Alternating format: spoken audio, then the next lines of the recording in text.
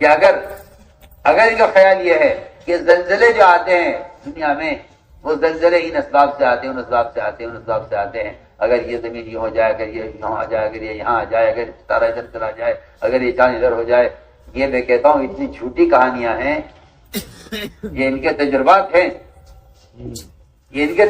ہیں، اور میری بات یاد رکھنا، یہ تجربات آپ کو وہاں تک پہنچا دیں گے کہ پھر کسی کو خیال نہیں آئے گا کہ زلزلے جو آتے ہیں زنا کی وجہ سے آتے ہیں، کسی کو خیال نہیں آئے گا، نہ کسی اسکول میں، نہ کسی کالج میں، نہ کسی مدرسے میں کہیں پڑھائی نہیں جائے گا تو زلزلے زنا سے آتے ہیں، زلزلے زنا سے آتے ہیں۔ کیوں؟ اللہ نے زمین کو عبادت اور سجدے کے لیے بنایا ہے، زمین جو بنی ہے وہ بنی سجدے کے لیے ہے۔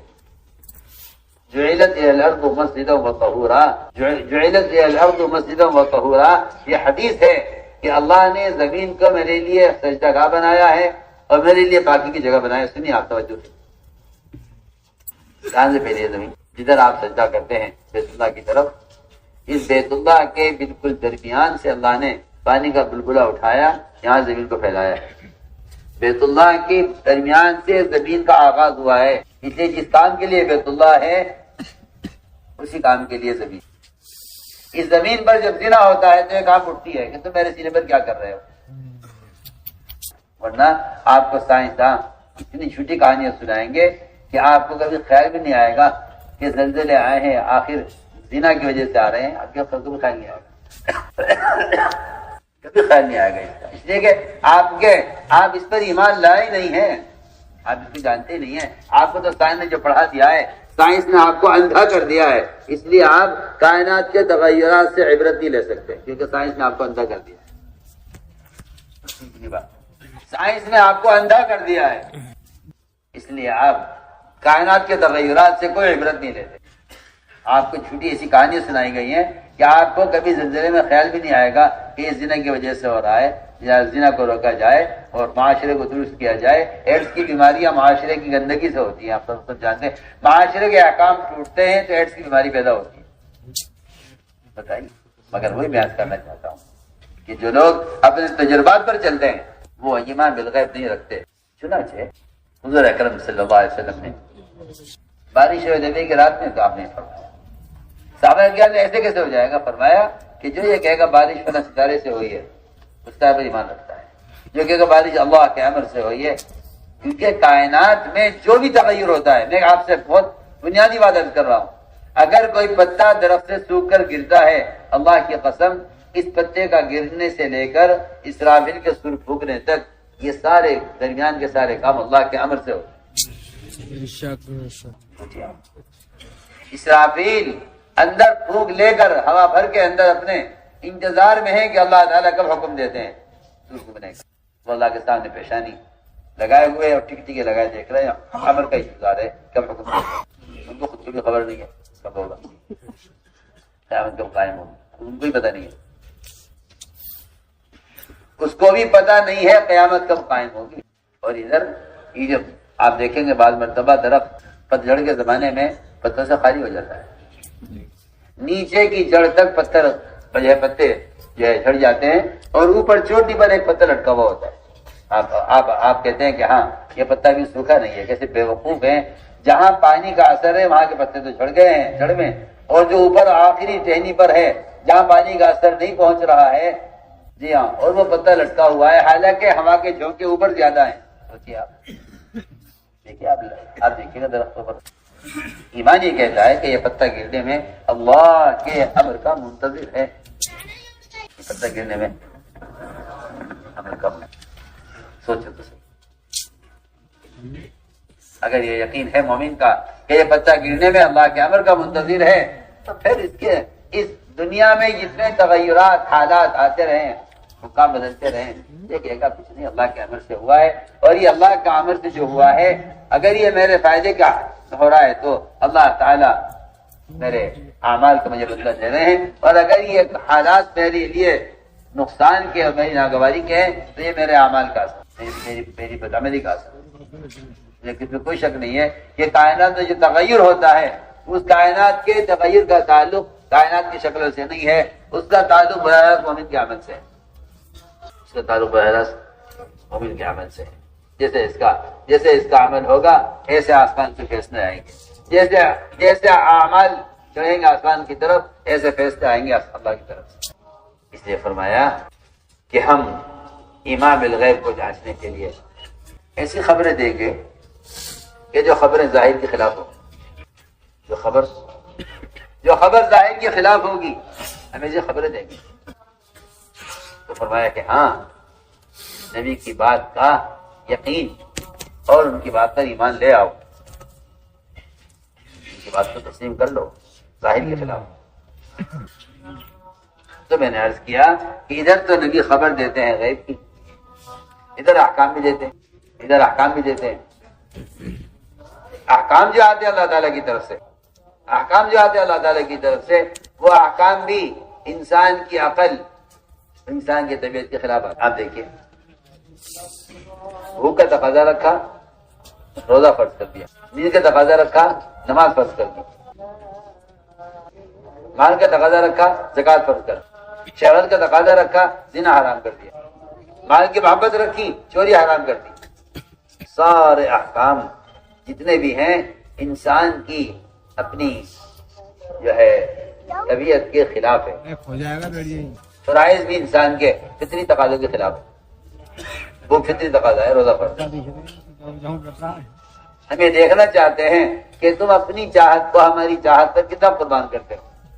اس لیے جنت کو مکاری سے گھیرا گیا ہے، ناگواریوں سے، اور جہنم کو گھیرا گیا ہے خواہشات نفسانی سے. آدمی خواہشات پوری کرتا رہے اور جہنم کی طرف بڑھتا رہے، اور آدمی ناگواریاں برداشت کر کے اللہ تعالیٰ کے احکام کو پورا کرتا رہے اور جنت کی طرف بڑھتا رہے. دونوں کے لیے راستے بنا دیے گئے ہیں. خواہشات پوری کرتے رہو، جہنم کی طرف بڑھتے رہو، اور احکام پورے کرتے رہو طبیعت کے خلاف اور جنت کی طرف بڑھتے رہو. اس لیے میرے دوستوں ہم نے اس لیے عرض کیا ہے کہ اصل بنیادی بات یہ ہے، اس طرح آدمی ظاہر پرست ہو کر وہ غیبی نظام کا انکار کر دیتا ہے، اسی طرح ظاہر پرست ہو کر انسان احکام کا انکار کر دیتا ہے کہ جی ان حالات میں ہم یہ نہیں کر سکتے. کیونکہ ایمان بالغیب ہو تو پھر آدمی کے لیے کائنات کا نظام انتہائی بے حیثیت اور کمزور ہو جاتا ہے اس کی نظر میں. اس لیے فرمایا کہ سب سے پہلا کام دعوت کے ذریعے اپنے یقین کو بدلنا ہے کہ ایمان بالغیب لاؤ. دوسری بات یہ ہے کہ حضور اکرم صلی اللہ علیہ وسلم نے اپنے صحابہ اکرام کا ایمان کا امتحان بھی لیا.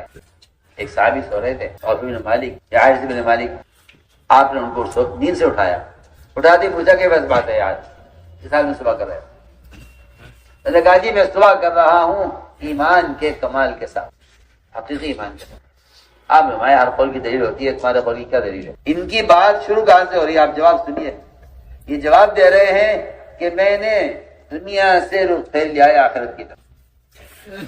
اس رخ پھیرنے کا نتیجہ یہ ہے، رخ کے صحیح ہونے کی علامت یہ ہے، رخ کے صحیح ہونے کی علامت یہ ہے، اور رخ پھیرنے کی علامت یہ ہے کہ رات گزرتی ہے قیام میں، دن گزرتا ہے روزے میں.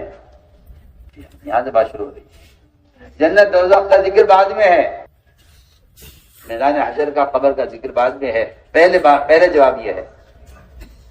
جواب یہ ہے کہ میں نے رخ پھیر لیا ہے دنیا سے آخرت کی طرف. اس سے میرا معمول یہ ہے کہ رات گزرتی ہے قیام میں اور دن گزرتا ہے روزے میں، اور میں جہنمیوں کا حال دیکھ رہا ہوں اس طرف رکتے ہوئے اور جنتیوں کو دیکھ رہا ہوں اسے کی زیارتیں کرتے ہوئے. اس کا ذکر بعد میں ہے. پہلے ذکر یہ ہے کہ اس رخ کے پھیرنے کا نتیجہ کیا ہے کہ رات قیام میں گزرتی ہے اور دن روزے میں گزرتا ہے. سوال ہو رہا ہے ایمان کے بارے میں، جواب مل رہا ہے اعمال کے بارے میں. آپ غور تو کریں ابھی کیا کہہ رہا ہوں. آپ فرما رہے تمہارے ایمان کی حقیقت کیا ہے؟ وہ کہہ رہے جی قیام میں رات گزرتی ہے، تہجد میں. یہ میرا ایمان ہے. اسی لیے آپ غور کریں گے کہ عبداللہ بن رواحہ رضی اللہ عنہ یہ فرما رہے ہیں کہ مشرک اور مومن کے درمیان فرق یہ ہے. سنیے، مشرک اور مومن کے درمیان فرق یہ ہے، یبیت یجافی جنبہ عن فراشہ اذا استثقلت بالمشرکین المضاجع، کہ مومن اور مشرک میں فرق یہ ہے کہ مومن کا بستر تو اس کے پہلو سے خالی رہتا ہے، دور رہتا ہے رات کے قیام اور تہجد میں، اور مشرک وہ رات کو پڑھ کر سوتا ہے فجر تک، اس کا بستر بوجھل رہتا ہے مشرک کے بستر. فرق دیکھیے آپ.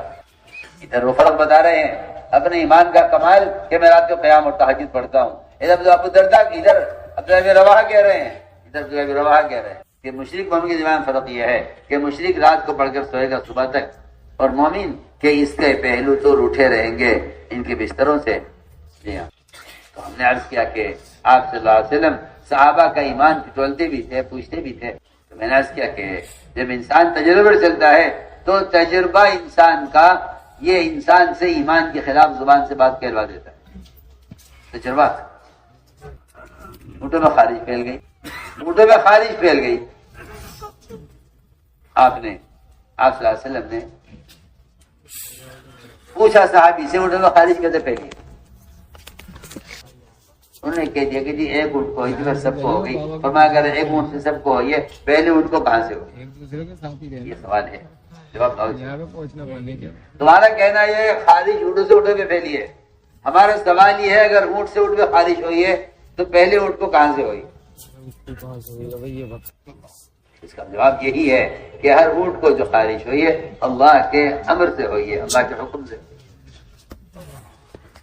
اس لیے حضور اکرم صلی اللہ علیہ وسلم اپنے صحابہ کا ایمان ٹٹولتے رہتے تھے. دیکھیں ان کے ایمان کا کیا حال ہے. اور جس طرح آپ صلی اللہ علیہ وسلم اللہ تعالیٰ کی طرف سے آنے والے احکام میں سچے ہیں، اسی طرح آپ صلی اللہ علیہ وسلم اپنے ذاتی معاملات میں بھی سچے.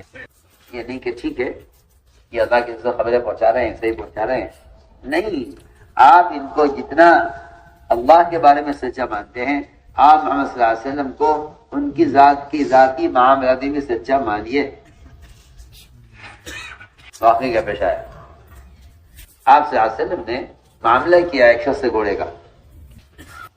ایک آدمی سے گھوڑے کا معاملہ ہوا جی کتنے کا؟ جی اتنے کا ہے. بھائی آپ اس کی قیمت دے دیں. آپ قیمت دینے لگے، معاملہ طے ہو گیا، قیمت طے ہو گئی، اس نے زبان دے دی کہ جی ٹھیک ہے میں تیار ہوں، لیجیے آپ قیمت لائیے، کہو میرے ساتھ میں تمہیں اس کے پیسے دے دیتا ہوں. ادھر آپ صلی اللہ علیہ وسلم آگے بڑھے قیمت دینے کے لیے، پیچھے گھوڑے والا چل رہا تھا گھوڑے کو لے کر. لوگوں کو معلوم نہیں تھا کہ آپ خرید چکے ہیں. کسی نے اگر پوچھا اسے گھوڑا بیچو گے؟ یہاں بیچیں گے. کتنے میں؟ اتنے میں. اس نے قیمت بڑھا کر دی. وہ دوسرا آدمی تیار ہو گیا دینے کے لیے. اب یہ پریشان، اس نے آواز دے کر کہا کہ اے محمد صلی اللہ علیہ وسلم آپ گھوڑا خریدیں گے؟ ان کو بیچ دوں؟ میں نے بیچ رہا ہوں، میں تو خرید چکا ہوں، تم اسے کیوں بیچ رہے ہو؟ میں تو لے چکا ہوں تم سے. اس لیے تاجروں کو چاہیے کہ اگر یہ گاہک کو زبان دے چکے ہیں تو یہ اس کے پابند ہیں، کہ یہ کسی دوسرے گاہک کو جو قیمت زیادہ دے رہا ہو انہیں اپنی بات سے پھرنا نہیں چاہیے. اس لیے کہ وعدہ خلافی وہ حرام ہے. وعدے کو پورا نہ کرنا کہ یہ تو منافق کی پہچان ہے، مومن کی علامت یہ نہیں. آپ صلی اللہ علیہ وسلم وعدے کا ایسے پورا کرنے والے تھے. اللہ اکبر. اگر آپ صلی اللہ علیہ وسلم کسی مشرک سے وعدہ کر لیں تو آپ اس مشرک کے وعدے کو بھی پورا کیا کرتے تھے. حالانکہ وہ مشرک آپ کا دشمن ہے، لیکن آپ دشمن سے بھی اگر وعدہ کر لیں تو پورا کرتے تھے. یہاں تو لوگ دوستوں سے وعدہ خلافی کرتے ہیں اور آپ صلی اللہ علیہ وسلم دشمن سے وعدہ وفائی کرتے تھے، وعدے کو پورا کرتے تھے. میں درمیان میں عرض کرتا ہوں آپ صلی اللہ علیہ وسلم کے وعدہ پورا کرنے کا ایک واقعہ عرض کرتا ہوں. آپ صلی اللہ علیہ وسلم کے وعدہ پورا کرنے کا واقعہ عرض کرتا ہوں. بدر کی جنگ جو واقعی کفر کی کمر توڑ جنگ ہے، کفر کی کمر توڑ جنگ ہے. اس کے بعد اسلام کے دشمن اور اسلام میں رکاوٹ بننے والے مایوس ہو گئے تھے کہ اب ہم کچھ نہیں کرتے، طاقت ٹوٹ گئی.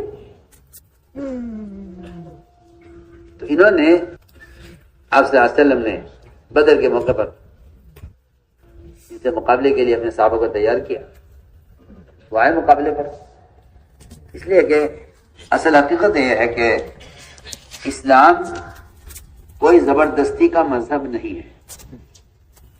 اسلام تو سلامتی کا پیغام ہے کہ بھائی ہمارے پاس ایک سلامتی کی چیز ہے اگر آپ لینا چاہیں. بہت سے ڈاکٹر دوائیں بیچتے ہیں، بہت سے لوگ تاجر کپڑا بیچتے ہیں. وہ گاہک سے کہتے ہیں کہ جی دیکھو اس کا یہ فائدہ ہے، اس میں یہ نفع ہے، اس کا یہ فائدہ ہے، اس کا یہ فائدہ ہے، اس کا یہ فائدہ ہے. لیکن وہ کسی کو مار مار کر دوا دیں، کسی کو مار مار کر کپڑا بیچیں، ایسا تو تاجر میں خالص کوئی ہوگا نہیں دنیا میں، ہوگا بھی سب؟ وہ کہتا ہے آپ دیکھ لیں، آپ لینا چاہیں تو کھیلے۔ میں کہتا ہوں شاید یہ زیادہ زبردستی کرتا ہو، مگر نبی بہت نرمی سے، فرعون نے جس نے نبوت جس نے دعویٰ کیا ہے رب ہونے کا، جس نے رب ہونے کا دعویٰ کیا ہے، اس سے بھی کہا گیا موسیٰ علیہ السلام سے جا پر نرم بات کرنا، انہوں نے اتنی نرم بات کی کہ حل کا اعلان تزکا، کیا آپ پاک ہونا چاہتے ہیں؟ یعنی کہ سب لے آؤ، آپ پاک ہونا چاہتے ہیں؟ بہت نرم دعوت، بہت نرم دعوت۔ میں عرض کروں گا آگے کہ اسلام زبردستی کا مذہب نہیں ہے، اسلام تو بادشاہ مذہب ہے، اسلام تو خود بادشاہ مذہب ہے۔ جو اسلام کو قبول کرنا چاہے کرے، انکار کرنا چاہے کرے، منشا خود۔ اسلام تو بادشاہ مذہب ہے، انسان کو اسلام کی ضرورت ہے، اسلام کو مسلمان کی بھی ضرورت ہے۔ اللہ کے ذات مستغنی ہے اور نرادھار ہے اور صمد ہے۔ دنیا میں جو کفر ہے وہ اس کی صمدیت کا مظہر ہے، یعنی ہمیں کسی کی ضرورت نہیں ہے۔ لیکن مسلمان کو چاہیے کہ وہ ایمان کو اللہ کا فضل یقین کرے، ورنہ آج کل کے مسلمانوں میں عام طور سے اللہ کا جو فضل سمجھا جاتا ہے وہ میری اپنا ذاتی مکان ہو، اس میں لکھیں گے حاضر فضل ربی، اپنی دکان ہو، یہ اللہ کا فضل ہے، میرے پاس میں صحت یاب ہوں، اللہ کا فضل ہے۔ اگر یہ کسی نابینا کو دیکھتا ہے تو کہتا ہے اللہ کا فضل ہے کہ میرے پاس آنکھیں ہیں، اور اس پر فوراً دعا پڑھتا ہے یہ دعا پڑھتا ہے۔ لنگڑے کو دیکھ کر صحت مند آدمی، اندھے کو دیکھ کر بینا آدمی، بیمار کو دیکھ کر صحت یاب آدمی، مقروض کو دیکھ کر مالدار آدمی، یہ سب کے سب یہ دعا پڑھتے ہیں کسی پریشان حال آدمی کو دیکھ کر۔ لیکن میں کہنا یہ چاہتا ہوں کہ کسی مسلمان کو کسی کافر کو دیکھ کر یہ دعا یاد نہیں، اس لیے کہ اس کے نزدیک اسلام نعمت نہیں ہے، اس کے نزدیک دنیا کا سامان نعمت۔ حضرت علی فرماتے رضی اللہ تعالیٰ عنہ، حضرت علی فرماتے رضی اللہ تعالیٰ عنہ کہ جو آدمی سمجھتا ہو دنیا کی نعمتیں ہی نعمتیں ہیں، فرمایا حضرت علی نے کہ اس آدمی کی عقل جاتی رہی ہے اور اس آدمی کا عذاب کا وقت قریب آ گیا ہے۔ دنیا کی نعمتوں کو کیا سمجھتا ہوں؟ نعمت۔ فرمایا کہ اس کا عذاب کا وقت اس کا قریب آ گیا ہے اور اس کی عقل جاتی رہی ہے۔ ہم ایک درمیان عبادت کر رہے ہیں کہ آدمی کسی کو بھی، کسی بیمار کو، کسی پریشان حال آدمی کو دیکھ کر فوراً دعا پڑھا جاپان کری۔ اور یہاں اس ملک میں مسلمان کو صبح سے لے کے شام تک سینکڑوں غیروں سے اس کا واسطہ پڑتا ہے۔ کسی غیر مسلم کو دیکھ کر اس نے کبھی دعا پڑھی ہے کہ اللہ تیرا فضل ہے کہ تو نے مجھے ایمان دیا ہوا ہے، جس ایمان پر ہمیشہ کی جنت کی نعمتوں کا مدار ہے، اس نعمت ایمان پر یہ دعا نہیں پڑھتا، حالانکہ کفر کی مصیبت پر ہمیشہ کا عذاب ہے۔ آپ سوچیے، ہم بہت اہم بات آتا ہے، کسی مسلمان خیال نہیں آتا اس کا کہ میں کسی مشرک کو دیکھ کر دعا پڑھوں کہ اللہ نے مجھے ایمان کی دولت دی ہے، اس سے بڑی کوئی چیز نہیں۔ جی اللہ مجھے معاف فرمائے، اس کو نہ فضل سمجھتے اللہ کا نعمت سمجھتے ہیں، حالانکہ دنیا میں اللہ کے فضل کا مظہر ایمان ہے اور آخرت میں اللہ کے فضل کا مظہر جنت ہے۔ دنیا میں اللہ کے استغنا کا مظہر کفر ہے اور آخرت میں اللہ کے استغنا کا مظہر جہنم ہے۔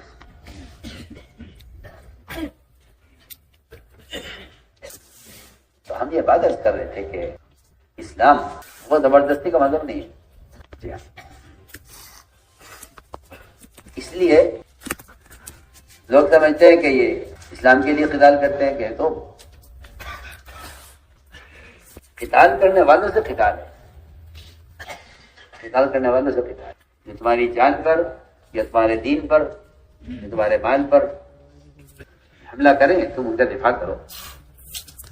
اللہ تعالیٰ غریق رحمت کرے مفتی سعید عامر رحمۃ اللہ علیہ کو، فرماتے تھے کہ قتال کیا ہے؟ تمہارے دین کے کام میں رکاوٹ پیدا ہو رہی ہے، ایسا ہے جیسے گاڑی چلتے ہوئے راستے میں پتھر آ جائے راستے میں تو ڈرائیور اتر کر گاڑی سے پتھر کو ہٹا دیتا، راستے میں گاڑی آگے بڑھا دیتا۔ یہ اسلامی گاڑی چل رہی ہے، رکاوٹ پیش آ گئی، ہٹا رکاوٹ کو راستے سے۔ ورنہ حضور اکرم صلی اللہ علیہ وسلم کے آپ ایک درخت کے نیچے آرام فرما رہے تھے، دنیا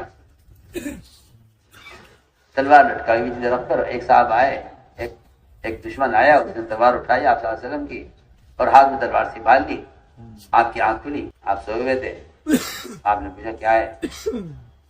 کہ اس نے کہا کہ محمد میرا ہاتھ میں تلوار ہے، بتاؤ تمہیں کون بچائے گا؟ میں کہ اللہ بچائے. اس کا ہاتھ شل ہو گیا، اینٹ گیا ہاتھ، اس کے ہاتھ تلوار گر گئی نیچے. آپ نے اٹھائی، فرمایا آپ تمہیں بتاؤ تمہیں مجھ سے کون بچائے گا؟ آپ کا سوال انتقامی نہیں ہے، آپ کا سوال کہ اپنے آپ کو قتل کروں گا. آپ بتائیے آپ کو میرے علاوہ کون بچا سکتا ہے؟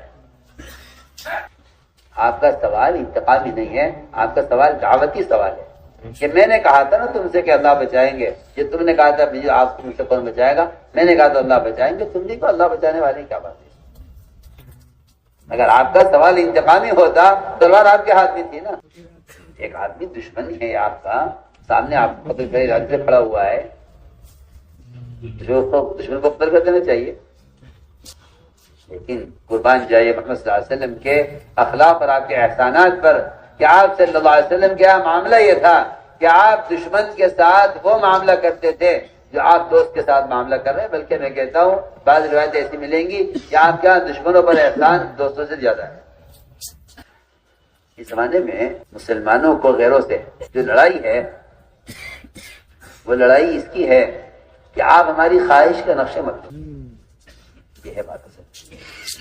اور حقیقت میں آپ کو بتا رہا ہوں اس کی حقیقت یہ ہے کہ جب مسلمان اللہ کے احکام توڑتا ہے تو پھر اللہ تعالیٰ باطل کو ان مسلمانوں کے نقشے توڑنے کے لیے استعمال کرتے ہیں. میں آپ سے بہت کام کی بات کر رہا ہوں. یہ بیچارہ روتا رہتا ہے بیٹھا ہوا کہ میں مظلوم ہوں، میں مظلوم ہوں، میں مظلوم ہوں. عجیب بات ہے. سودی کاروبار کر کے تو اللہ سے جنگ کر رہا ہے، اور اللہ تعالیٰ اگر اپنے غصے کا چھوٹا سا جھٹکا لیا میں تیرے کاروبار میں اور تیرے کارخانوں میں تو تو یہ کہتا ہے کہ مظلوم ہوں. سوچیے تو صحیح میں کیا کہہ رہا ہوں. میرے دوستو عزیزو، بات بہت سوچنے کی ہے، بہت غور کرنے کی بات ہے. آپ صلی اللہ علیہ وسلم کا مزاج یہ تھا کہ آپ اپنے دشمن سے بھی انتقام نہیں لیتے. دشمن سے بھی انتقام نہیں لیتے. آپ صلی اللہ علیہ وسلم کے یہاں جاسوس آتے، فوجی آپ کے ساتھ کرنے کے لیے آتے، آپ کو زہر دینے کے لیے یہودی آتا، آپ کو قتل کرنے کے لیے عمیر بن وہاب آئے. سب کے ساتھ معاملہ احسان کا، سب کے ساتھ معاملہ سب کے ساتھ معاملہ احسان. زید بن سانہ نے آپ کے گریبان پکڑ کے آپ کو دھکا چلا دیوار کے ساتھ، یہ دیکھنے کے لیے کہ یہ نبی ہے یا نہیں. آپ صلی اللہ علیہ وسلم نے فرمایا عمر ان کو ان کا حق دو، ان کا قرضہ دو، اور ان کو 70 کلو کھجوریں زیادہ دینا کیونکہ تم نے ان کو تلوار دکھلائی. دیکھیے آپ اپنے ساتھ زیادتی کرنے والے پر احسان کر رہے ہیں. اس لیے میں کہا کرتا ہوں کہ اذیت دینا تو غیروں کے حصے میں آیا تھا، احسان کرنا مسلمان کے حصے میں آیا تھا. اذیت دینا، احسان کرنا غیر مضی ہوگا، مسلمان محسن ہوگا. اس احسان سے غیر سمجھیں گے کہ یہ ہمارا بھلا چاہتے ہیں. سے بہت بنیادی بات کرتا ہوں. تعصب وہاں ہوتا ہے جہاں احسان نہیں ہوتا. اس لیے کہ احسان کی خاصیت ہے کہ احسان تعصب کی آگ کو بجھا دیتا ہے. میری بات سمجھ میں آ رہی ہے نہیں آ رہی؟ ہاں، احسان کرنا کیا تعصب کی آگ کو بجھا دیتا ہے. احسان کرنا تعصب کی آگ کو بجھا دیتا ہے. فسادات کیوں ہوتے ہیں؟ فسادات تعصب سے ہوتے ہیں. ورنہ آپ صلی اللہ علیہ وسلم کا عمل دیکھیے کہ آپ ستانے والوں پر احسان کریں. تو میں نے عرض کیا کہ آپ صلی اللہ علیہ وسلم نے تلوار نکالی ہاتھ میں، آپ نے تلوار ہاتھ میں لی، فرمایا تم ان سے کون بچائے گا؟ تو اس نے کہا آپ تو بڑے اخلاق والے ہیں اور آپ تو بڑے احسان والے ہیں، آپ تو میرا ایسا معاملہ کیجیے. میں کہ ٹھیک ہے، چھٹی ہم نے تو معاف کر دیا. آپ نے البتہ جاتے جاتے اس سے یہ کہا کہ جو دین میں لے کر آیا ہوں تمہیں اس دین میں رغبت ہے؟ اس نے کہا نہیں، میں اپنے دین پر رہوں گا. میں ٹھیک ہے، اپنے دین پر رہوں، میں اپنے دین پر جاؤ. اس نے کہا جی میں اپنے دین پر رہوں گا، لیکن نہ میں آپ کا مقابلہ کروں گا نہ آپ کا مقابلہ کرنے والوں کی مدد کروں گا، اپنے دین پر رہوں گا. جاؤ. اسلام میں کوئی زبردستی نہیں. لا اکراہ فی الدین، اسلام میں کسی بھی مذہب کے لیے زبردستی نہیں ہے۔ مسلمان بیچارہ اتنا بے وقوف نکلا کہ اس نے اس آیت کو اپنے لیے سمجھ لیا۔ جب ایک آدمی کو نماز کے لیے ایک دفعہ سے دوسری مرتبہ کہا جاتا ہے نا تو کہتا ہے مسلمان سے بھائی دین میں زبردستی نہیں ہے، آپ نے مرتبہ کہہ دیا بس کہہ دیا بس۔ کتنی بڑی حالت۔ مدینہ مرکز بیجاپور.com۔ اور قرآن کی آیت پڑھتے ہیں بیچارے کو پتہ ہی نہیں ہے قرآن کی آیت کس کے لیے ہے۔ قرآن کی آیت پڑھتا ہے کہتا ہے لا اکراہ فی الدین، دین میں زبردستی نہیں ہے۔ ارے دین میں زبردستی مسلمان کے لیے تو مسلمان ہی کے لیے تو ہے صرف، لا اکراہ فی الدین کہ دین میں زبردستی نہیں ہے، یہ دین میں زبردستی نہیں ہے کافر کے لیے آیت، سیدھی بات ہے۔ تو کافر کے لیے آیت کہ کسی کافر کو لالچ سے یا دھمکی سے اسلام کے لیے مجبور مت کرو، بالکل سیدھی بات ہے۔ کر چکا ہوں نا، فرعون کو بھی مسلسل میں کہا تھا حل لگا کا پاک ہونا چاہتے ہو، لیکن مومن کے لیے تو حکم ہے حدیث میں کہ اس کو نیکی پر بار بار آمادہ کرتے رہیے، بار بار آمادہ کرتے رہیے۔ تمہارا سگا بھائی اگر 10 دفعہ جائے گا نا، جس کی بیچارے کی عقل میں فطور ہے یا دیوانہ ہے یا بیچارہ معذور ہے یا نابینا ہے، اگر وہ 10 مرتبہ جائے گا کنویں کی طرف تو آپ 10 مرتبہ روکنے جائیں گے اس کو، آپ کہیں گے میں تو آپ کو روک چکا ہوں، آپ باز نہیں آتے، چھوڑے گا نہیں اس کو۔ اسے معلوم ہے کہ بیچارے کو خبر نہیں ہے نا، سوچیے آپ چھوڑ دیں گے اس کے ہاتھ پر؟ نہیں چھوڑ دیں۔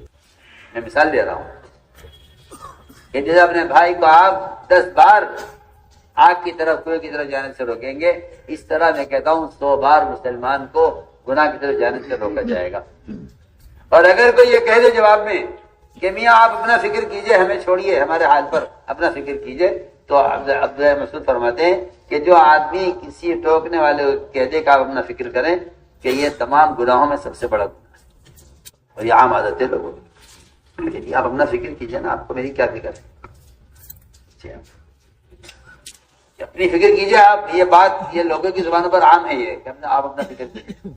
تو فرمایا عبداللہ مسعود کہ اگر کوئی آدمی ٹوکنے والے کو یہ کہہ دے کہ آپ اپنا فکر کیجئے، فرمایا کہ یہ تمام گناہوں میں سب سے بڑا گناہ ہے کہ ٹوکنے والے سے کوئی یہ کہہ دے کہ آپ اپنا فکر کریں۔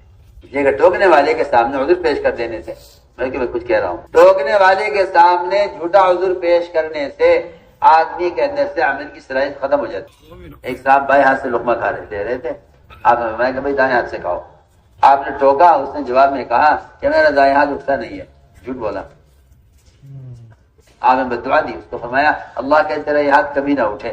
ایک لقمہ جس کا بائیں ہاتھ سے کھانا حرام نہیں ہے اور دائیں ہاتھ سے کھانا فرض نہیں ہے، اس میں اگر انکار کر دیا تو ہمیشہ اگر یہ ہاتھ اس کا مفلوج ہو گیا، سوکھ گیا ہاتھ، تو کبھی اس کی منہ کی طرف اٹھا نہیں ہوا۔ اس کو بتائیے آپ، کیونکہ اس نے جو منع کیا ہے، انکار جو کیا ہے، وہ اس نے تکبر کے ساتھ انکار کیا ہے۔ اگر قبول کر لیتا ہے جی ٹھیک ہے، جیسے آپ کا حکم میں سے کر لیتا ہوں۔ ابلیس نے آدم کو سجدے سے انکار کیا ہے، ابلیس نے آدم کے لیے سجدہ کرنے سے انکار کیا ہے، اس کی کمر سجدہ کرنے سے بیکار ہو گئی ہے۔ اس کے مقابلے میں ایک شخص نے صرف دائیں ہاتھ سے لقمہ لینے سے انکار کیا ہے، اس کا دائیں ہاتھ بیکار ہو گیا۔ آپ پڑھیے بھائی، دونوں جگہ ما منع الا الکبر، وہاں شیطان کو سجدے سے روکا ہے تکبر نے، یہاں اس کو لقمہ لینے سے روکا ہے تکبر نے۔ دونوں کو اللہ نے دونوں سے عمل کی صلاحیت دونوں سے سلب کر لی۔ اس لیے ہم کہنا چاہتے ہیں کہ یہ معمولی بات نہیں ہے کہ آپ کسی ٹوکنے والے کے کہتے جاؤ میں اپنی فکر کرو، یہ آپ کا احسان ہے۔ اگر میں کسی گڑھے میں گر رہا ہوتا اور کوئی آگے میرا ہاتھ پکڑ لیتا تو بتائیے آپ اس سے ناراض ہوتے، آپ اس کا احسان سمجھتے، بتائیے کیا کرتے؟ اللہ کو جزائے خیر دے۔ میں تو نہیں دیکھا تھا گڑھا، آپ نے تو میری جان بچا لی۔ وہ تو میں کہتا ہوں زندگی میں آپ کا احسان نہیں بھولے گا۔ آپ کے گڑھے میں گرنے سے، دنیا کے گڑھے میں گرنے سے اگر اس نے آپ کو بچا لیا تو آپ اس کا گناہ مسیح سمجھتے، اور اگر آپ کو جانے میں گڑھے سے بچا رہا ہے تو آپ کو اس کے ٹوکنے میں تکلیف ہوتی ہے، عجیب بات ہے۔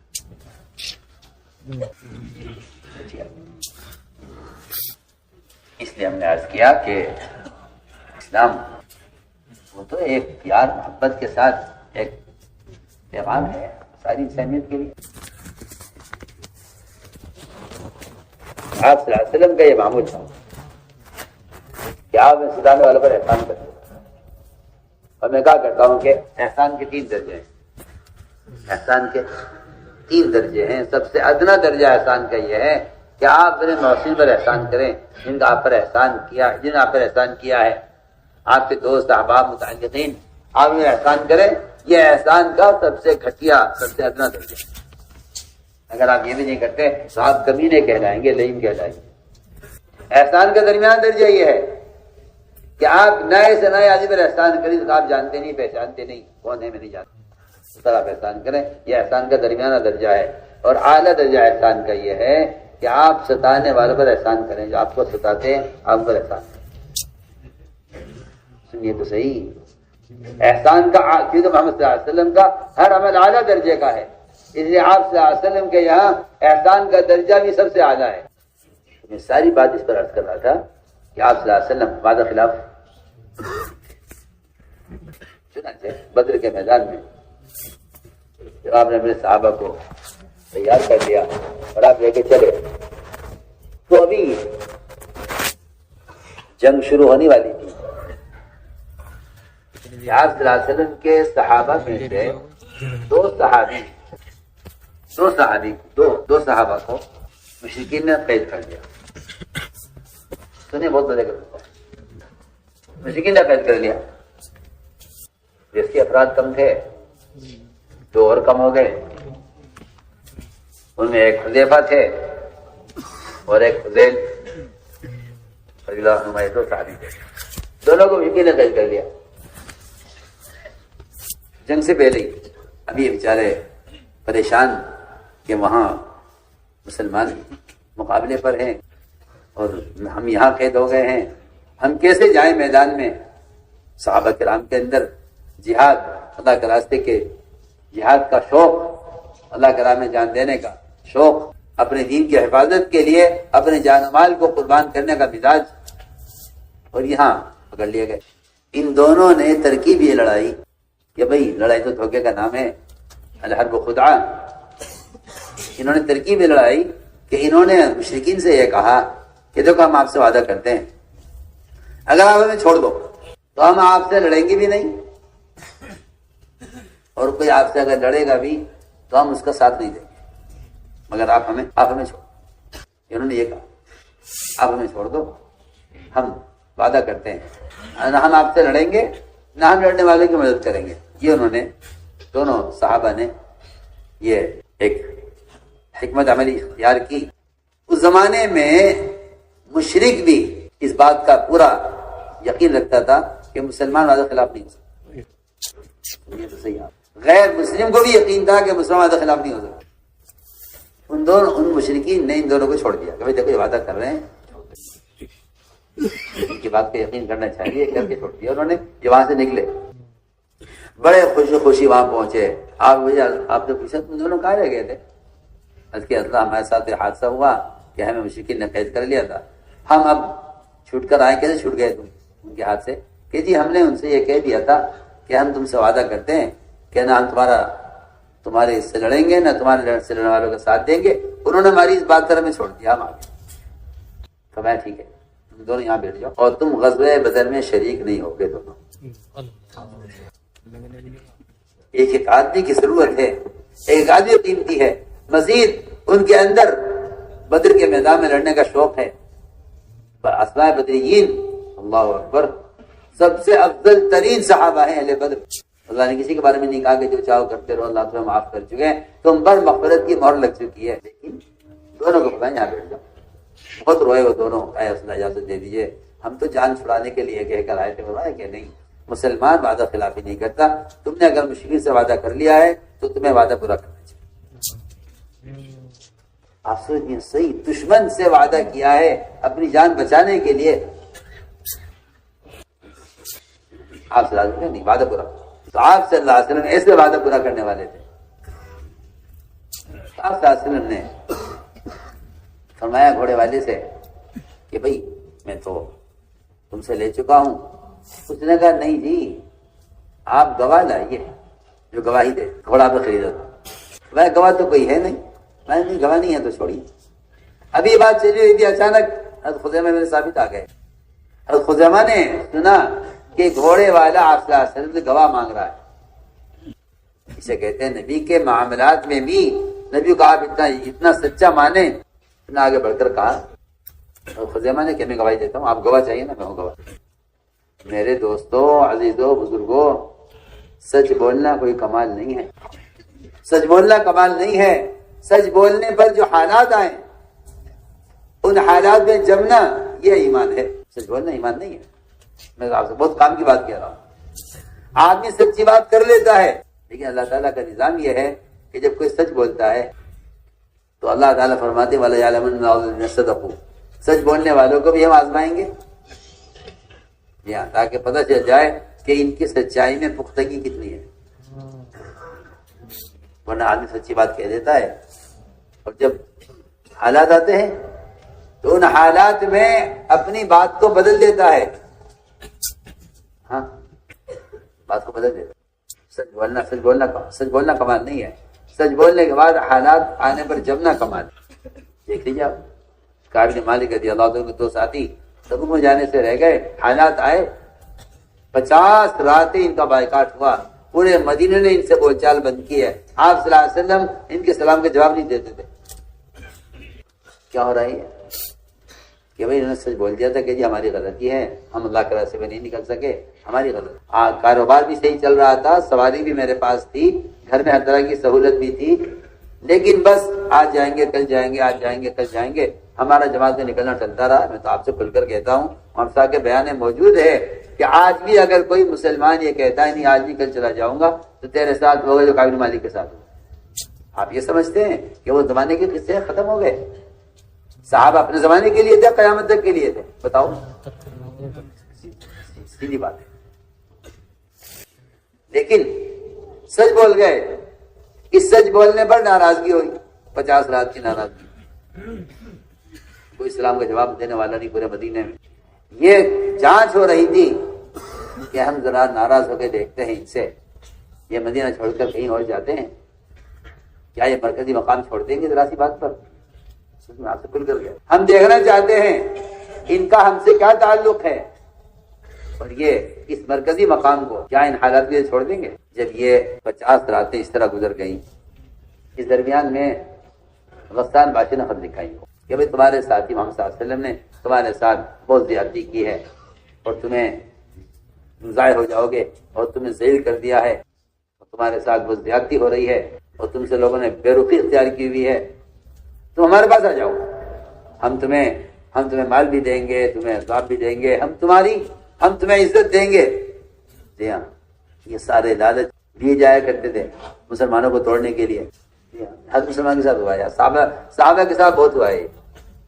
صحابہ کے ساتھ یہ بہت ہوا ہے کہ ان کو توڑنے کے لیے ان کے سامنے مال اور عہدے. آج کی بات میں تو آج بھی کہتا ہوں کہ مسلمان کو جب مال اور عہدے ملتے ہیں تو یہ سب سے پہلے اپنے دین کو چھوڑتا ہے. سب سے پہلے یہ آخرت تو سامنے ہے نہیں. اب غیروں کی طرح دنیا میں اگر عہدہ اور مال مل رہا ہے تو آدمی سمجھتا ہے کہ آخرت بنے گی نہیں بنے گی, دنیا تو بن جائے. جی ہاں,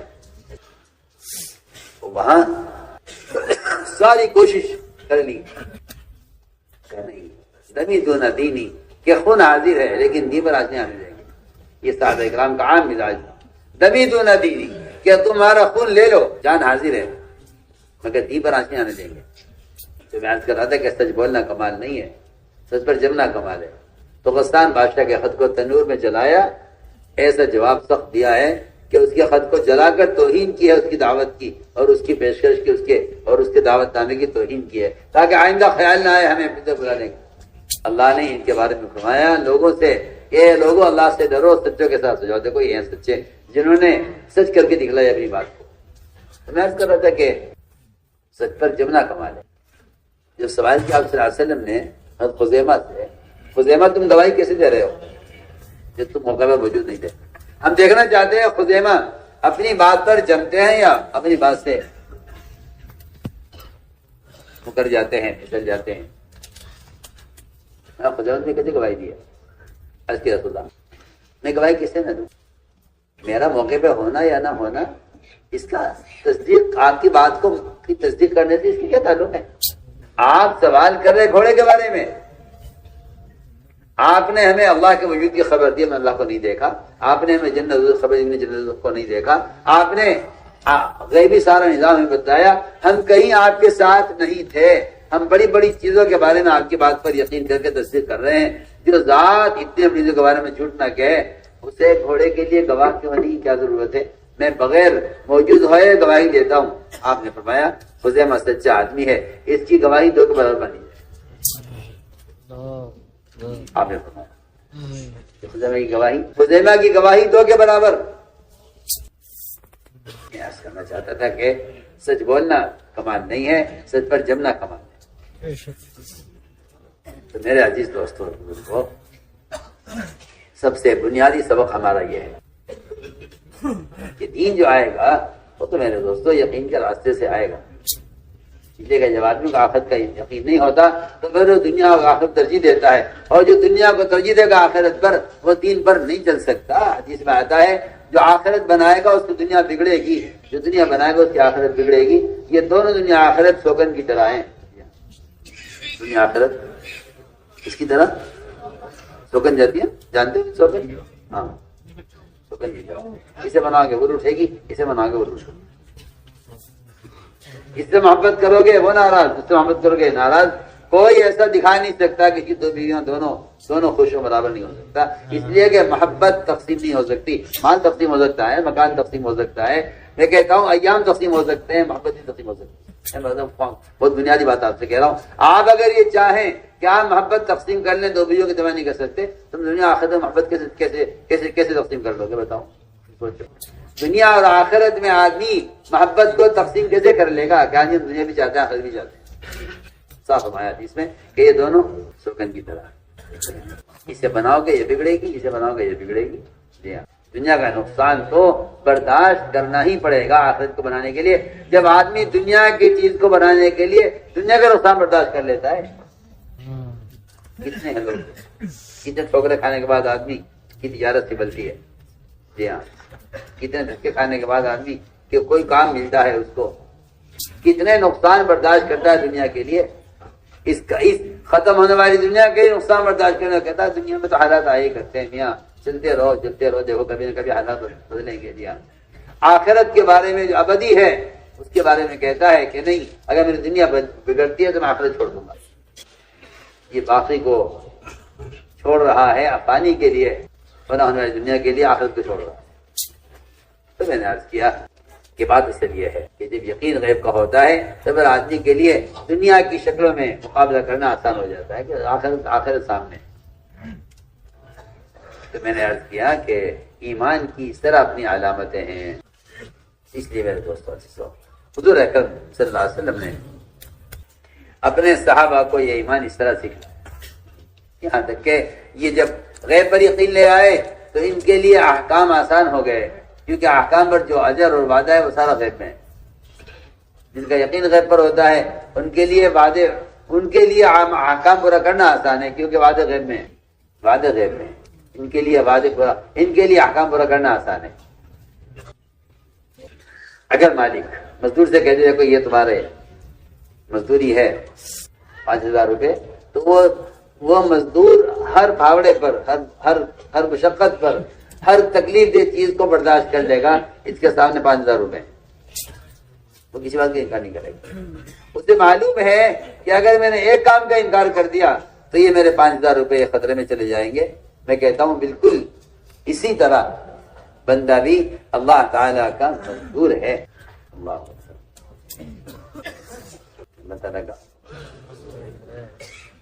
اگر وعدے پورا کرانے چاہتے ہو تو حکم پورا. اس لیے حضور اکرم صلی اللہ علیہ وسلم نے یہ ایمان بالغیب سکھلا کر آخرت کا اتنا فکر پیدا کر دیا تھا امت میں کہ وہ ایک کام بھی حکم سے ہٹا ہوا کرنے کو میں نقصان سمجھتے تھے ہمیں لگا. اس لیے میں نے عرض کیا کہ جب ایمان بالغیب آ جاتا ہے تو پھر یہ ایمان دل میں چھپ نہیں سکتا. یہ جو آج کل لوگوں نے ایک جہالت اور ایک بے وقوفی کی بات پھیلائی ہوئی ہے، جس میں بہت سے مسلمان مبتلا ہو گئے ہیں کہ بھائی ایمان تو دل کی چیز ہے، کسی کے ظاہر کو مت دیکھو. ایمان ظاہر کو مت دیکھو. آپ کو اللہ مجھے معاف فرمائے، ایسے لوگ آپ کو ملیں گے. سن ادھر دیکھو، ایسے لوگ آپ کو ملیں گے، جی ہاں، کہ جن کا ظاہر حلیہ سارا کفر سے ملتا ہے. صاف بات ہے، میں آپ سے کھل کر کہہ رہا ہوں.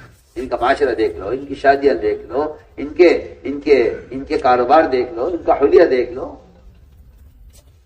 لیکن یہ کہتے ہیں کہ بھائی اس ظاہر کو کیا دیکھنا، ایمان تو دل میں ہے. مفسر فرماتے تھے جس آدمی کا ظاہری حلیہ سنت کے مطابق نہیں ہے اس کے دل میں کفر نے جڑیں پکڑی ہوئی ہیں. اس کے دل میں کفر نے، اور شیطان آپ کو دھمکی دے رہا ہے کہ نہیں ایمان دل کی چیز ہے، ظاہر کو مت دیکھو.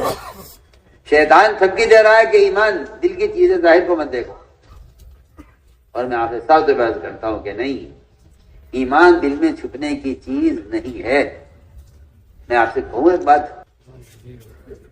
دل میں چھپا ہوا ایمان، دل میں چھپا ہوا ایمان، دل میں چھپا ہوا ایمان اس شخص کا ہو سکتا ہے جس کے سر پر تلوار آئی اور اس نے کہا اشہدو ان لا الہ الا اللہ. وہاں سے مسلمان نے اپنے لیے یہ گنجائش نکالی ہے کہ ایمان دل کی چیز ہے. آپ میری بات پر توجہ دیں پوری، میں بہت اہم بات ہے. حضرت مقداد رضی اللہ عنہ ایک صحابی ہیں، ایک کافر نے ان پر حملہ کیا، ہاتھ کاٹ دیا ان کا. انہوں نے تلوار ہاتھ میں لے کے اس کا پیچھا کیا، وہ بھاگا، دشمن تھا، وہ بھاگا اور بھاگ کر اس نے ایک درخت کی پناہ لینی چاہیے. حضرت مقداد پہنچ گئے اس تک، جب اس جگہ تلوار سر پر آ کے اشہدو ان لا الہ الا اللہ اس نے کرنا پڑ لیا. حضرت مقداد نے اسے قتل کر دیا یہ سوچ کر کہ یہ زبان سے پڑھ رہا ہے، دل سے نہیں پڑھ رہا ہے. جی ہاں سنیے، میں آپ بتا دوں جو دل کا ایمان ہے، جیسے آج کل کے مسلمان بڑے مطمئن ہیں کہ جیسے چاہو رہو، جیسے چاہے زندگی گزارو، جیسے چاہے کاروبار کرو، جیسے چاہے شادیاں کرو، جیسے چاہے حلیہ بناؤ، جیسے چاہے لباس پہنو. بھائی ایمان دل میں ہے. بس اب آپ دل کا حال کیا جانے ہمارے، آپ کے دل کا حال تو آپ کے حلیے سے نظر آ رہا ہے. آپ کیا بات کر رہے ہیں، آپ خامخواہ کی باتیں کرتے ہیں. تنہائی کے وظیفے اسلام کو ظاہر نہیں کر سکتے. اسلام کا جو اظہار ہوگا وہ آپ کے حلیے سے ہوگا. ہم بہت اچھی مثال آپ کو دے رہے ہیں سب کو. سنیے کہاں سے مسلمان نے اپنے لیے کہاں سے راستہ نکالا ہے. دیکھیے تو صحیح ابلیس کی تلبیس کیا ہے. اللہ اکبر. کہ شیطان نے یہ مشورہ دیا کہ آپ بالکل پریشان نہ ہو، آپ کا دل، آپ کا ایمان آپ کے دل میں ہے. اور دلیل کیا ہے کہ جی وہ حضرت مقداد نے اسے قتل کر دیا. تو اللہ کے رسول نے فرمایا تھا کہ مقداد تم نے اسے قتل کر دیا، تم اس کے دل کا حال کیا معلوم، اس کا دل میں کیا ہے. دل کا حال تو اللہ جانتے ہیں. آپ بتائیے صحیح. جو کافر ایک منٹ پہلے کفر پر تھا اسے تلوار دے کر کلمہ پڑھا ہے. آپ ہمارے کہ مقداد تمہیں دل کا حال معلوم نہیں ہے. اس نے جو کلمہ پڑھا ہے دل سے پڑھا ہے یا جان بچانے کے لیے پڑھا ہے یا اللہ کو پہچان کر پڑھا ہے تو فیصلہ نہیں کر سکتے. اگر تم کو دل چیر کے بھی دیکھ لو گے کاٹ کر، اس میں بھی کلمہ لکھا ہوا نظر نہیں آئے گا. یہ حدیث کا مفہوم یہ بنتا ہے. آپ نے اس کافر کی متعلق اس بات کو اپنے لیے دلیل بنا لیا کہ آپ ظاہر کو مت دیکھیے، دل کا حال اللہ جانتے ہیں. ہم صاف طور پر عرض کرتے ہیں کہ اگر مسلمان کو سنت کے حلیے میں رہنے میں قانونی رکاوٹ ہے، پولیس میں ہے، فوج میں ہے، کسی حکومتی کسی شعبے میں، کسی ڈپارٹمنٹ میں ہے، تو میں آپ سے قسم کھا کر کہہ سکتا ہوں کہ اگر یہ کہتا جی کہ میں قانون سے معذور ہوں تو یہ اللہ کے یہاں معذور نہیں. اللہ کے یہاں معذور نہیں ہے. میری بات آپ لکھ لیجئے، مجھے اپنی بات پہ پورا یقین ہے. یہ اللہ کے یہاں معذور نہیں ہے. لیکن قانون اللہ کا ہے، اللہ کے رسول کا ہے، ان کا نہیں ہے قانون. یہ معذور نہیں ہے.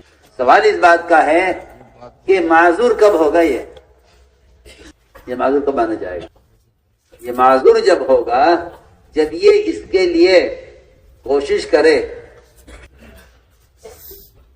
کہ بھئی میرا حق ہے. میں آپ سے ایک سوال کرتا ہوں، آپ تو اس پر ہیں سب کہ بھئی تم جس نے لے جانا چاہتے ہو جاؤ لے جاؤ، اور تم یہ جو ہے بنا طریقہ لے جانا چاہتا ہو جاؤ لے جاؤ، تو میرے کپڑے لے جانا چاہتا ہو جاؤ لے جاؤ. اور اگر اور اگر سنو جر دیکھے، اور اگر تم میری زمین دباؤ گے، میرا مکان قبضاؤ گے، میری دکان پر جھوٹا دعویٰ کرو گے، میں جان مال لگا دوں گا اپنی دکان چھڑوانے کے لیے۔ تو جی ہاں میری بات تو توجہ دیجیے، میں کیا کہہ رہا ہوں، سن رہے ہیں؟ بہت اہم بات ہے۔ آپ کو کوئی مکان لے جانے لگے، آپ کی کوئی دکان قبضانے لگے، آپ گاڑی میں کھڑے ہو جائیں گے، جا کے میں 50 لاکھ خرچ کر دوں گا، میری دکان ہے، میرے دادا کا مکان ہے، آپ اگر دعویٰ کریں گے تو میں 50 لاکھ کا مکان اگر ہے تو ہم 25 لاکھ خرچ کرنے کو تیار ہیں اس کو بچانے کے لیے۔ بتائیے، آپ اپنی دنیا کے لیے لڑنے کو ہر وقت تیار ہیں، اور جب آپ کے دل پر کوئی بات آتی ہے تو آپ کہتے ہیں جی میں کیا کر سکتا ہوں، قانون ہے۔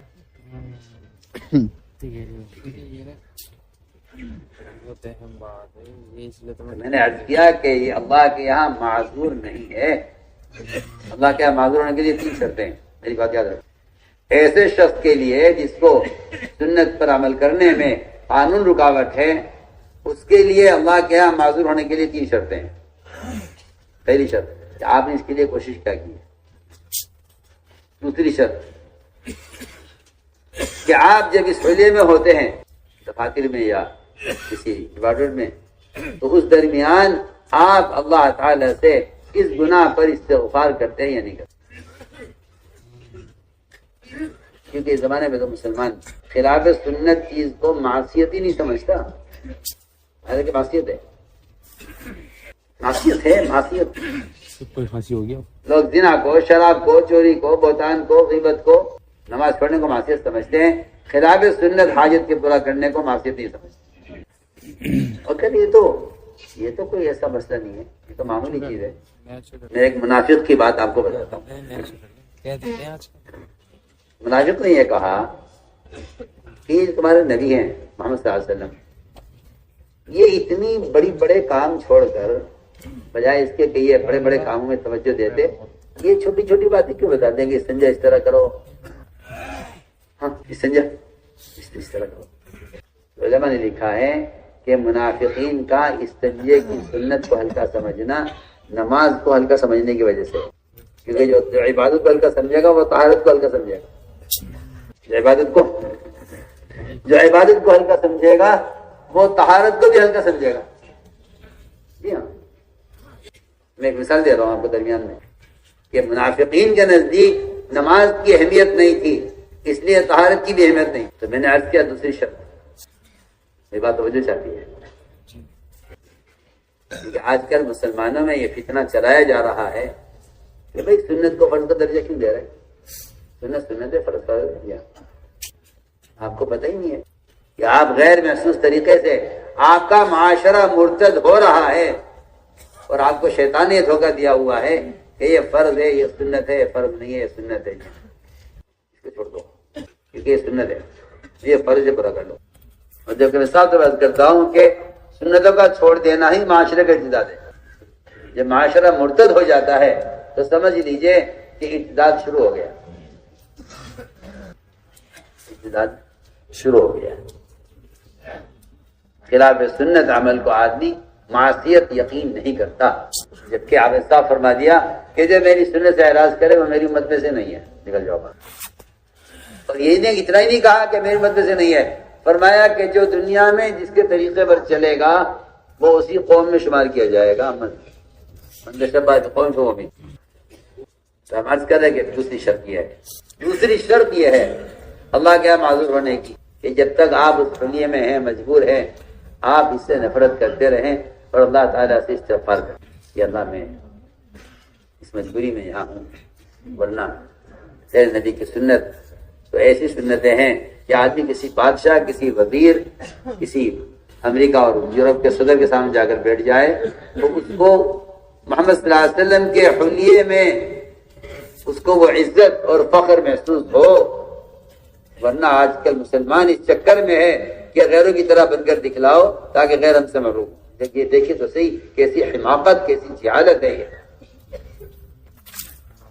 عمر رضی اللہ عنہ سے یہ کہا گیا، مومنین آپ ملک شام میں داخل ہو رہے ہیں، اس وقت آپ کے کرتے پر 12-13 پیبند لگے ہوئے ہیں، یہ کرتا نیا پہن لیجئے۔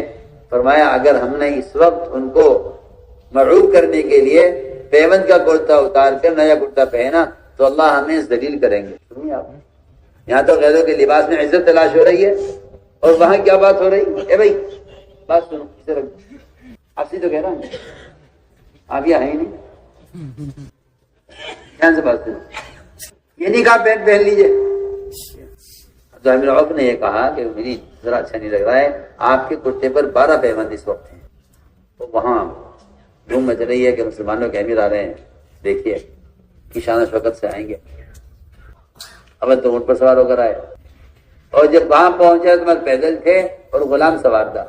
یہ نہیں کہ لو بھائی ہمارا غلام تو پیدل چلے گا، ہم سواری پر چلیں گے، نہیں، باری باری چلنا تھے. ایک ہی سواری تھی، باری باری سوار ہوں گے. وہاں پہنچے تو کسی نے مشورہ دے دیا کہ آپ کرتا تبدیل کر لیں. فرمایا اے عبد الرحمن، اگر میں یہ کرتا تبدیل کروں تو اللہ ہمیں ذلیل کریں گے.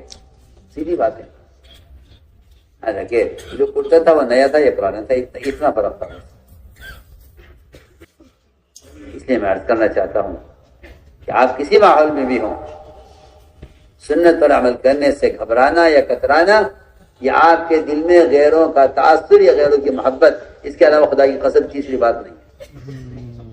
یا آپ کے دل میں غیروں سے محبت ہے اس لیے آپ کو غیروں کا لباس پسند ہے، یا آپ کو غیروں کا دل میں تاثر ہے اس لیے آپ ان کے غلام بن کر ان کا لباس پہنتے ہیں. اور غیروں کا تاثر، غیروں سے محبت، یہ دونوں چیزیں ایمان کے خلاف. تو میں اس کا دوسری شرط یہ ہے کہ آپ جب تک اس حلیے میں ہیں دفتر میں، اس وقت تک آپ استغفار کرتے رہیے، اس سے نفرت کرتے رہیے. 2 شرطیں ہو گئی. تیسری شرط یہ ہے کہ آپ وہاں سے نکلتے ہی سب سے پہلے اپنے لباس تبدیل کریں. شیخ الحدیث مولانا زکریا صاحب رحمۃ اللہ علیہ بخاری شریف کے درس میں فرما رہے ہیں کہ اگر کوئی مسلمان کسی بھی ماحول میں کوئی ایک عمل سنت کے خلاف کر رہا ہو مجبوری میں، تو فرمایا کہ اللہ کے یہاں یہ اس جرم سے بچ سکتا ہے، معذور ہو سکتا ہے اگر اس کی کیفیت ایسی ہو. میں مثال دی، میں ایک آدمی کو شوگر کی بیماری، ایک آدمی کو شوگر کی بیماری، ڈاکٹر نے کہا کہ ایک دانہ بھی شکر کا کھایا تو آپ خطرے میں آ جائیں گے، اب کوئی گنجائش نہیں ہے. بتائیے آپ، شوگر والے بعض سے ایسے چھپ کر شکر کھاتے ہیں، مجبور ہے، کیا کریں. بدن شکر مانگ رہا ہے اور شکر دینی نہیں. شیخ فرما رہے اپنے درس حدیث میں کہ یہ بغیر شکر کی چائے اور بغیر شکر کی چیز کھا رہا ہے، اسے ہر لقمے پر خیال آتا ہے کاش شکر کھاتا، کاش شکر کھاتا. فرما رہے کہ جس طرح اس کو شکر کھانے کی چاہت ہے، مجبوری میں نہیں کھا رہا ہے. فرمایا اس طرح مسلمان کو اپنے سماج میں، اپنی شادیوں میں، اپنے پروگراموں میں، اپنے شعبوں میں اور حکومت کے ڈپارٹمنٹ اور ان سارے لائنوں میں سنت کی اس طرح چاہت ہونی چاہیے جس طرح ایک شوگر کا مریض کو شکر کھانے کی چاہت ہے. بس مجبوری ہے بیماری کیسے نکال. مگر کیا روئیں آپ کے سامنے. یہ باتیں مسلمانوں کے سروں سے گزر جاتی ہیں. یہ احساس کے مردہ ہو جانے اور یہود و نصارہ کے مزاج کے دلوں میں اتر جانے کا اس کا سبب ہے یہ کہ مسلمان کو کوئی احساس نہیں ہے. جو قوم اپنے حلیے پر جمع نہیں ہوتی وہ قوم مردہ ہے اگرچہ مسلمان کیوں نہ ہو. جو قوم اپنے کلچر پر جمع ہے وہ قوم زندہ ہے اگرچہ غیر مسلم کیوں نہ ہو. میں آپ سے صاف کہہ رہا ہوں، آپ کلچر کو معمولی نہیں سمجھتے. آپ کا خیال یہ ہے کہ بدن چھپانا فرض ہے. میں کہتا ہوں جاہل ہے وہ شخص جو کہتا ہے بدن چھپانا فرض. جاہل ہے. بدن چھپانا فرض نہیں ہے، سنت کے مطابق چھپانا فرض. اس دھوکے سے نکلیے باہر، اس دھوکے سے باہر نکلیے. آپ کا خیال یہ غلط ہے کہ وہ تو بدن چھپانا ہے. یہ بدن چھپانا ہوتا تو آپ کا لباس بدن چھپانے والا ہوتا. آپ کا لباس بدن کو ظاہر کرنے والا لباس ہے جس کو ننگے کو حکم میں کہا گیا. اس کو بس اسی کی بات ہے. اس لیے آپ صلی اللہ علیہ وسلم نے ایسی امت تیار کی تھی. فرمایا تھا کہ ان کا ایسا، ان کی سنتوں کی وجہ سے ان کی ایسی پہچان ہوگی کہ اگر سیاہ بیل کے پہلو میں چند بال سفید ہیں وہ دور سے چمک رہے ہیں تو میری امت ایسی ہے کہ ساری امت کے درمیان اس طرح چمکے گی. اور اگر سفید بیل ہے پورا، اس کے پہلو میں چند بال سیاہ ہیں تو یہ سیاہ بال پورے سفید بیل میں الگ نظر آئیں گے، جو نظر ڈالے گا سیدھے نظر سے پڑیں گے کہ یہ امت کا امتیاز ہے، یہ امت کا امتیاز ہے، امت کی شان یہ ہے ان تتقوا اللہ یجعل لکم فرقانا۔ اگر مسلمان غیروں کے طریقوں سے ڈرے گا تو اللہ تعالیٰ مسلمان کو امتیازی شان دے گا، اور اگر مسلمان غیروں کے طریقوں سے نہیں ڈرتا تو پھر اس سے غیر مسلم میں کوئی فرق نہیں ہے۔ حدیث میں آتا ہے قیامت کے قریب وہ زمانہ آ جائے گا، قیامت کی علامتوں میں سے ہے کہ مسلمان کو پہچان کر سلام کیا جائے گا۔ میں سمجھا حدیث کا مطلب یہی ہے کہ مسلمان سنت سے اتنا عاری ہو جائے گا اور سنتوں سے اتنا ننگا ہو جائے گا کہ اس کو پہچاننا مشکل ہو جائے گا، اس کا نام پوچھنا پڑے گا اس کو سلام کرنے کے لیے۔ میں سمجھتا ہوں کہ التسلیم المعروف من اشراط الساعہ، اس حدیث کا اصل مفہوم یہی ہے کہ قیامت فاسقوں پر قائم کی جائے گی، تو قیامت کے قریب یہ ہوگا کہ مسلمان کو پہچان کر سلام کیا جائے گا۔ میرے نزدیک اس حدیث کا یہ مفہوم زیادہ بلیغ ہے، تو ہم عرض کر رہے تھے کہ ایمان والا دور سے پہچانا جائے گا کہ ایمان والا ہے۔ اس لیے آپ غور کریں کہ حضور اکرم صلی اللہ علیہ وسلم کے ہاں معمول یہ تھا کہ جب مدینہ منورہ سے کوئی جماعت جاتی تھی کسی علاقے میں تو وہاں کے لوگوں کو وصول کر کے لاتی تھی۔ یہ نہیں کہ دین پہنچا دو جیسا آج کل کی مشینیں اور آلات اور اخبار اور رسائل دین کی اشاعت کر رہے ہیں۔ جی ہاں، اس لیے کہ دین پر چلنے کی استعداد نشر و اشاعت سے حاصل نہیں ہوتی، دین پر چلنے کی استعداد علماء کی صحبت اور عمل کے ماحول میں رہنے سے پیدا ہوتی ہے۔ یہ نہیں ہے کہ آپ دین پھیلا دیں، جس کو سیکھنا ہو سیکھ لے۔ میں کہتا ہوں صاف بات کرتا ہوں آپ سے کہ یہ نشر و اشاعت سے دین کی عمل کی استعداد پیدا نہیں ہوتی۔ عمل کی استعداد کے پیدا ہونے کے لیے لازمی شرط یہ ہے کہ عمل کے ماحول میں آئے۔ اس لیے جو جماعت روانہ ہوتی تھی وہ وہاں کے لوگوں کو نکال کر لاتی تھی، بلکہ وہ فرماتے ہیں کہ تمہارے خیر مت ہونے کے لیے شرط یہ ہے کہ تم جس کو جا کے دعوت دو اس کو اس کے ماحول سے نکالو۔ اب تو آج کل لوگوں میں نئے نئے خیالات پیدا ہو رہے ہیں کہ بھائی نکالنے کے لیے کہ بھائی نکالنے کیا ضروری ہے اور نکلنا کیا ضروری ہے۔ یہ بھی زمانے کا فتنہ ہے، میں آپ سے کھل کر عرض کر رہا ہوں، یہ بھی زمانے کا فتنہ ہے کہ نکلنے کیا ضروری ہے، دین سیکھو۔ کمال کر دیا آپ نے کہ نکلنے کیا ضروری ہے۔ میں پوری بات تفصیل سے عرض کر رہا ہوں، نکلنا کیا ضروری ہے، دین سیکھو۔ میں آپ کو پہلی مثال عرض کرتا ہوں۔ ایک شخص نے 99 قتل کیے، پھر توبہ کا خیال آیا کہ بھائی غلط کیا میں نے اور بہت قتل کر لیے ہیں، مجھے توبہ کرنی چاہیے۔ حدیث ہے، میں تو حدیث سنا رہا ہوں آپ کو۔ خیال ہے کہ توبہ کس کے ہاتھ میں کروں اور کس سے جا کر رہبری لوں اپنے اس نے بڑے گناہ میں، کون مجھے راستہ دکھلائے گا اور کون مجھے اللہ تک پہنچائے گا۔ تو خیال ہی آیا کہ کوئی اللہ کا ایسا نیک بندہ جو دنیا سے بالکل کٹا ہوا ہو اور اللہ کی عبادت میں دنیا سے منقطع ہو، کوئی ایسا آدمی مل جائے۔ وہ ملا ایک راہب، اس راہب سے جا کے ملاقات کی، اس سے کہا کہ میں توبہ چاہتا ہوں، میں نے 99 قتل کیے ہیں، کیا میری توبہ قبول ہو جائے گی اللہ کے یہاں؟ اس راہب نے کہہ دیا کہ نہیں، اللہ آپ کو معاف نہیں کریں گے۔ مدینہ مرکز بیجاپور.com اللہ آپ کو معاف نہیں کریں گے، اس لیے کہ قرآن میں یہ ہے کہ اللہ کی رحمت کے امیدوار، سننا میں کچھ کہہ رہا ہوں علماء سے بھی عوام سے بھی، اللہ کی رحمت کے امیدوار صرف وہی لوگ ہیں جو اللہ کے دین کے لیے محنت بھی کرتے ہیں اور اللہ کے دین کے لیے اپنے وطنوں کو چھوڑ کے ہجرت بھی کرتے ہیں۔ ان الذین آمنوا وہاجروا وجاہدوا فی سبیل اللہ اولئک یرجون رحمت اللہ۔ جی آپ غور کریں اس بات پر، جو اپنے وطنوں کو چھوڑتے ہیں تعلیم و تعلم کے لیے، جو اپنے وطنوں کو چھوڑتے ہیں دعوت اللہ کے لیے، جو اپنے وطنوں کو چھوڑتے ہیں اللہ کے دین کی محنت کے لیے، یہ اللہ کی رحمت کے امیدوار ہیں۔ راہب وہ تھا جس نے دنیا کو ترک کر کے، مخلوق کو ترک کر کے کونا پکڑ لیا اللہ کی عبادت کے لیے۔ اس سے اس قاتل نے کہا کیا میری توبہ قبول ہو جائے گی؟ اللہ آپ کو معاف نہیں کریں گے۔ اس قاتل نے اس راہب کو بھی قتل کر دیا، سوچیے تو صحیح، چھوڑا نہیں اس کو، قتل کر دیا، کیونکہ یہ بات اٹل ہے اپنی جگہ کہ جو شخص کسی کو اللہ کی رحمت سے مایوس کرے گا اس کو دنیا میں رہنے کا حق نہیں ہے۔ اس نے اسرائیل کو قتل کر دیا، 100 ہو گئے پورے۔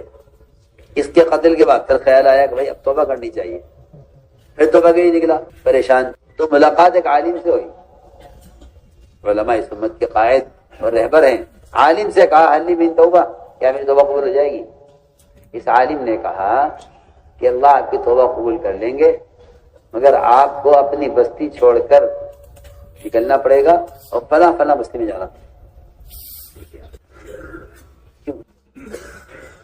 جگہ چھڑوانے کی ضرورت ہے؟ آپ کہتے ہیں توبہ کر لو،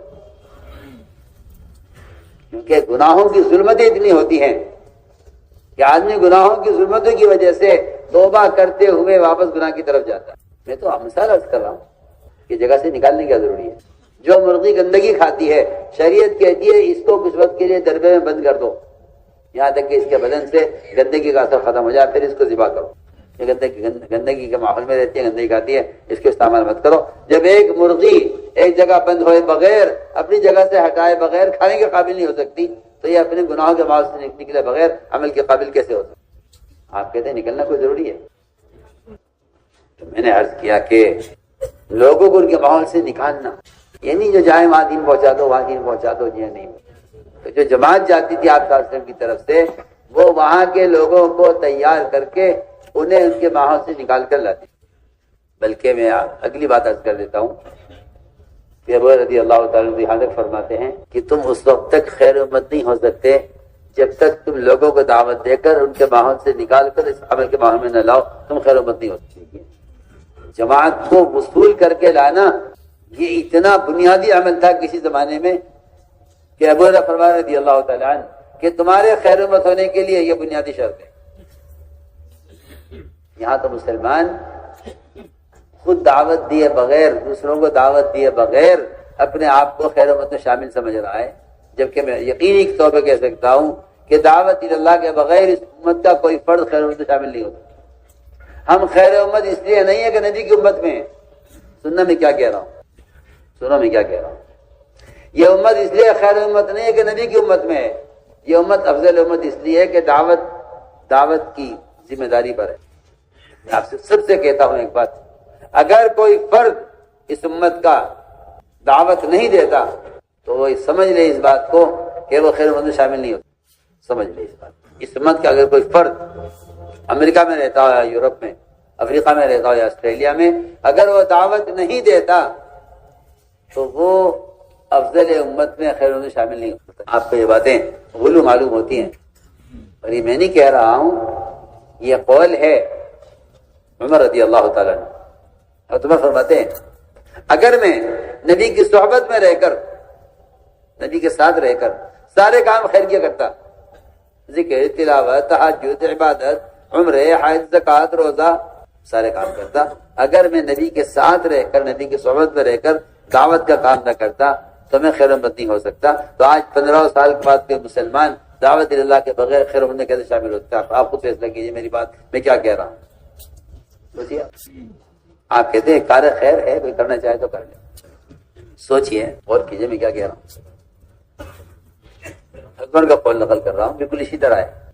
حضرت فرما رہے ہیں کہ میں نبی کے ساتھ رہ کر سارے کام خیر کے کرتا اور دعوت نہ دیتا تو میں خیر امت نہیں ہو سکتا۔ تو آپ بتائیے آج 15 سال کے بعد کوئی مسلمان اگر یہ کہے جی میں اور سارے خیر کے کام کرتا ہوں، دعوت نہیں دیتا، تو یہ نبی کے صحابہ رحمہ اللہ عمر یہ کہہ رہے ہیں کہ ہم اس کے بغیر خیر امت میں شامل نہیں ہو سکتے۔ تو آج 15 سال کے بعد مسلمان دعوت اللہ کے بغیر خیر امت میں شامل کیسے ہو سکتے؟ اس لیے دوستو عزیزو، نکلنا اور نکالنا لوگوں کو، یہ دعوت کے کام کا قوام ہے۔